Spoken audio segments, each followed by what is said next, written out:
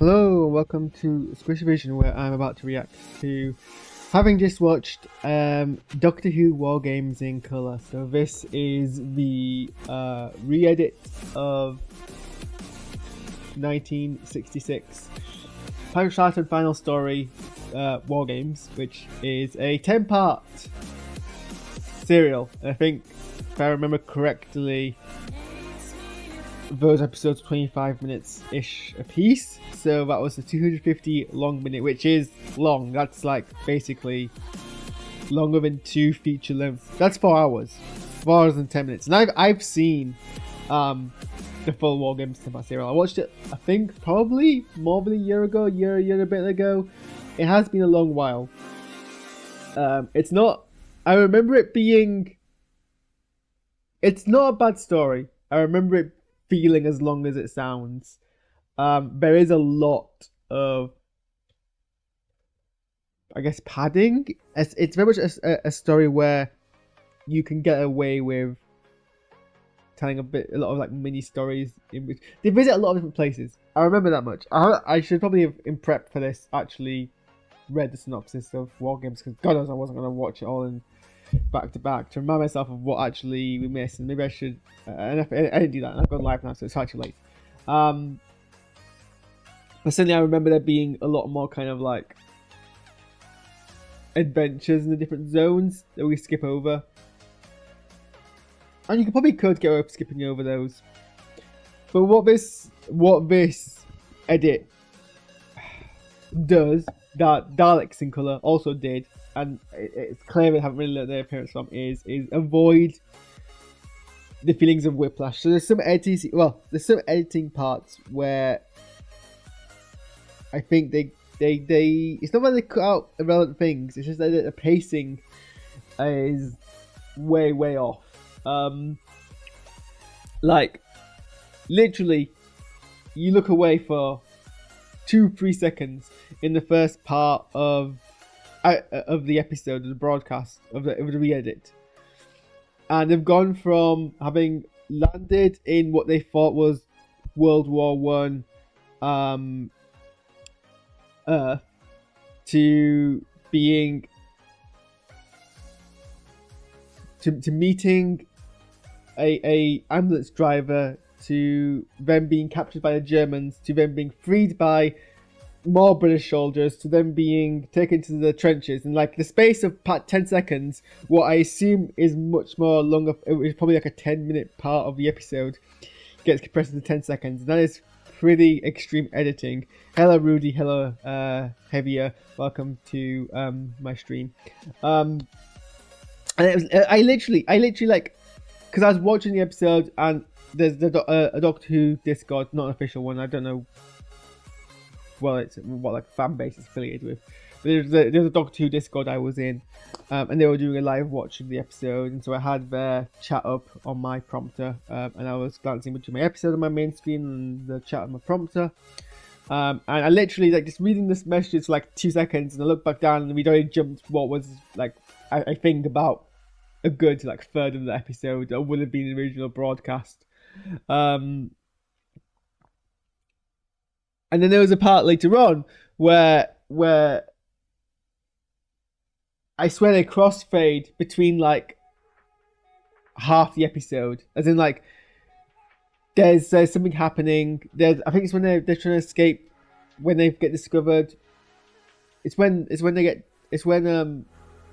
war chief first sees the Doctor and tells his men to arrest the Doctor. The Doctor's already flee. And then there's a crossfade where they go down a corridor. When they crossfade back to the Doctor having doubled back and attempted to trick the chief scientist person, while he's always been captured off screen. And then like we've crossfaded. There is moments of like just such absolute whiplash editing that is they really could have avoided, I think. I mean, I should have I should have checked and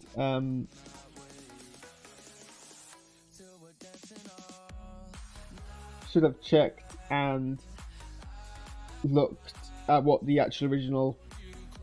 I should remind myself, as what I'm saying, of what the original 10-part serial covered so I could recall what was skipped. But there are parts I'm sure you could skip.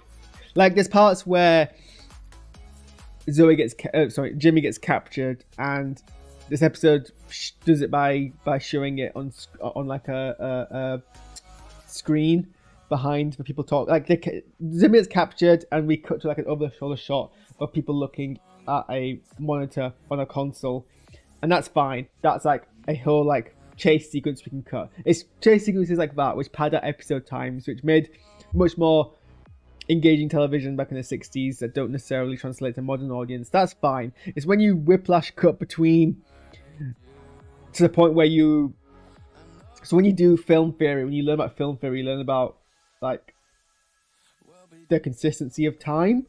So the idea is, and we take it for granted now. We take the idea of time consistency and time continuity. We take that for granted. We take it for granted that if we watch something happening and then we cut to another thing, a part of film language, and we cut back to another thing, we assume that the time progression has been same, and we take for granted these like cues that you get given in the way that editing works, where you can tell if there's been like a time ellipsis, which is basically the formal way of saying that we've jumped forward in time, or whereas very early films of ages of film that wasn't taken for granted, and you would cut. But this is like decades for Doctor Who. Like this is very early days of film.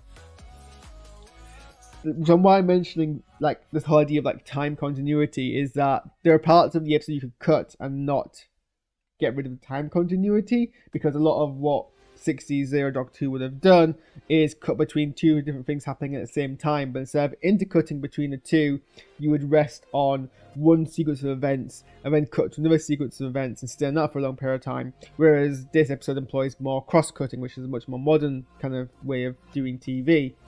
And then that means you can overlay some stuff which is happening at the same time. But then we get to the point where stuff which we know should have taken a long period of time gets compressed to a short period of time, but we stick with the same people. And so our idea of time continuity gets really squelched.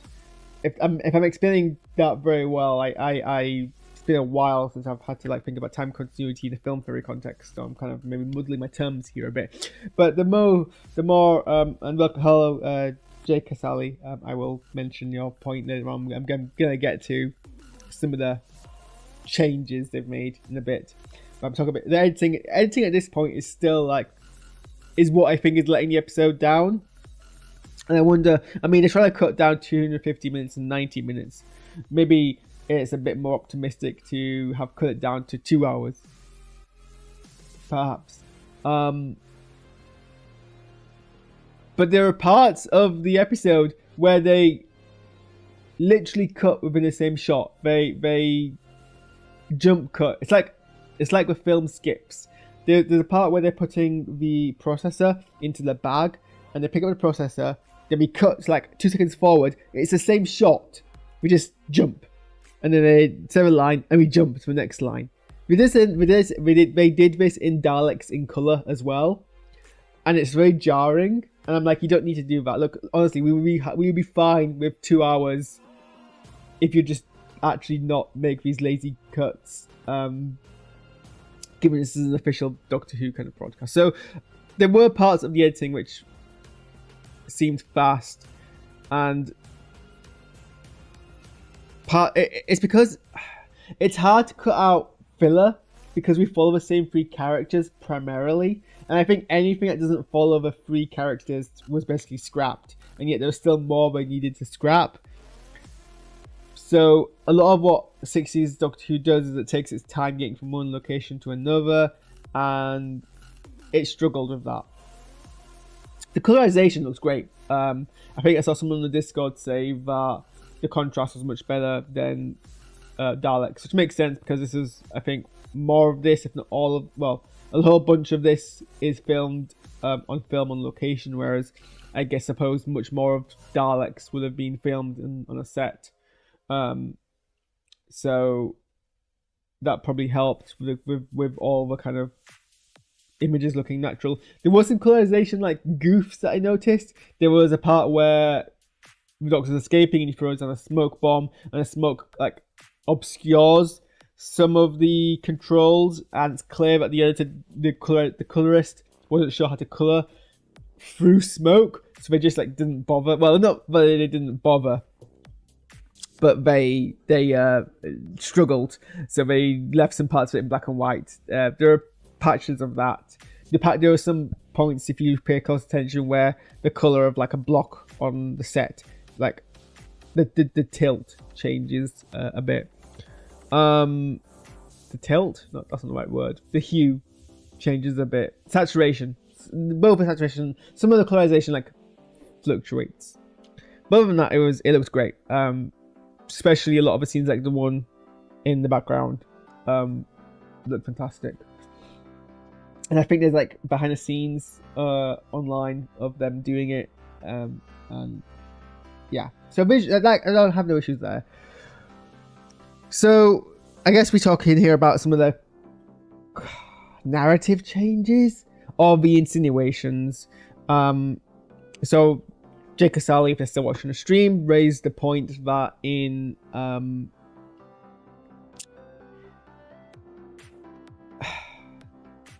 so there's they change some bits around. So let's just go through it.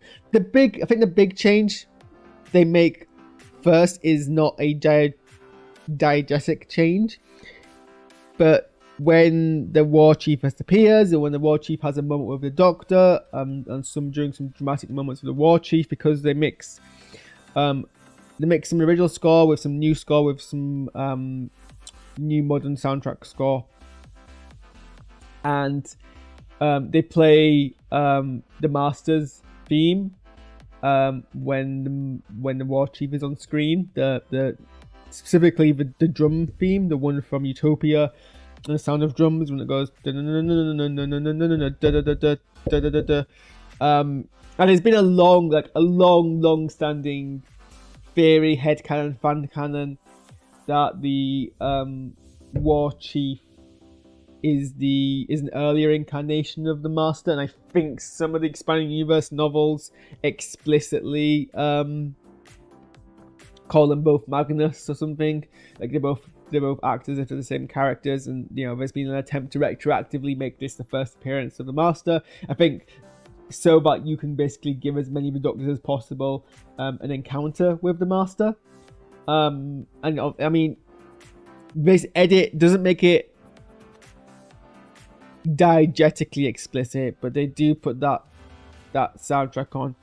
To be fair, they also play that soundtrack when the Maestro in the second episode of the season that's just gone with Shutigawa. They play that as well when Maestro first appears. So it's not definitive. Certainly some people in Discord seem to think it was confirmed, but they're leading into that. And there is a point where when they drag off the war chief's body, we start to hear the sound of regeneration, which again doesn't confirm it's necessarily the Master, because the war chief is confirmed to be a Time Lord and so would obviously regenerate anyway. It's implied that it happens as he's being dragged off, which is kind of funny because it suggests that there's just a bunch of people dragging what is an exploding Time Lord off screen and perfectly just don't react at all to it.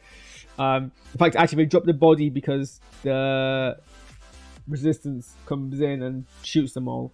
And we've got the War Chief just casually regenerating in the background, where my Doctor's not even like paying attention. It does kind of fill in a plot hole in that respect, but it is a bit weird. And then there's the big change of how the end of the episode is kind of... That's the part where they actually add in the most new stuff. We get a bunch of like insert shots of Gallifrey, mostly. I mean, some of the notable ones seem to be from Hellbent or Heaven Sent. I can't remember which of those is the episodes set in Gallifrey.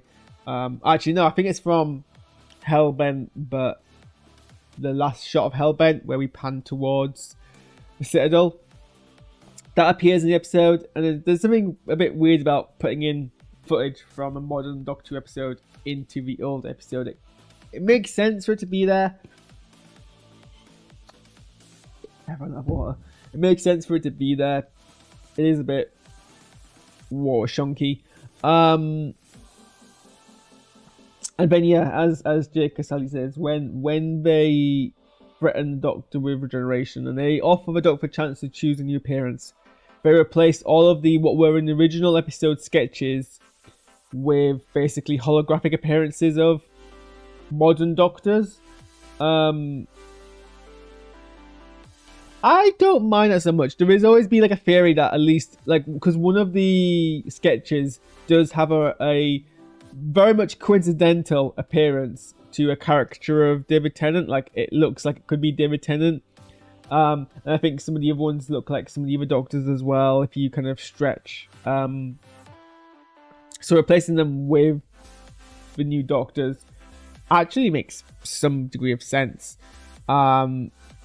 It kind of implies this sense of like predestination with the future incarnations.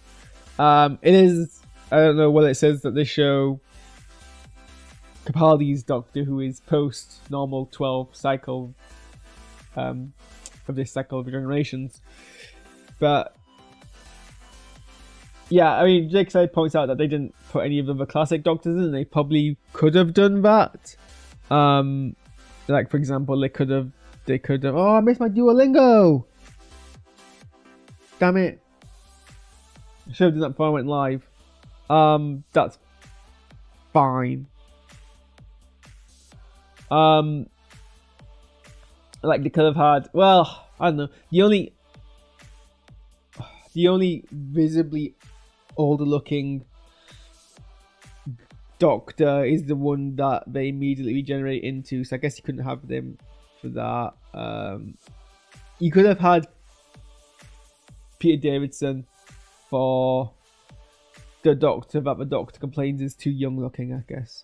And then we get shown what is, I've just actually found online, is a VFX edit that someone did a year ago. Someone called the Confession Dial, if you search them on YouTube, made a modern version of the regeneration sequence. So the change essentially is that they send the Doctor, after you see the Doctor spiral away at the end of what is the original War Games, we crossfade into the TARDIS. We see the Doctor sitting down in the TARDIS, and they start to regenerate in their seat, and then they regenerate. We crossfade from them into, and I was watching thinking this looks a bit fan edity, and now I've seen online that actually is a fan edit, it's a fan VFX edit. It's not bad. It's actually pretty good quality for what it is. People are complaining that this might eliminate the possibility of season 6B. Not necessarily, because there is you could assume that when the Doctor spiraled away, they didn't go straight into the TARDIS, but got scooped away and did missions and then got put into the TARDIS. So I think that's still like a possibility, very much so. Or you could, if you want to go along if you go along the theory that the Doctor was taken mid-regeneration, that's where they look a lot older, but actually that doesn't quite work. And actually, I guess, in a sense, this might eliminate 6B, because 6B assumes that the Doctor visibly ages during the time as when they're doing the 6B stuff, and then they regenerate fully, whereas this shows the Doctor at the more youthful stage. Although actually later episodes do confirm that the Doctor can kind of slingshot back into their original appearance at regeneration when they regenerate next, so that's not necessarily a like, for example, in Time of the Doctor, before Matt Smith regenerates to Peter Capaldi, he loses all of his aging back to how they appeared when they first appeared in 11th Hour. So I guess that's still a possibility.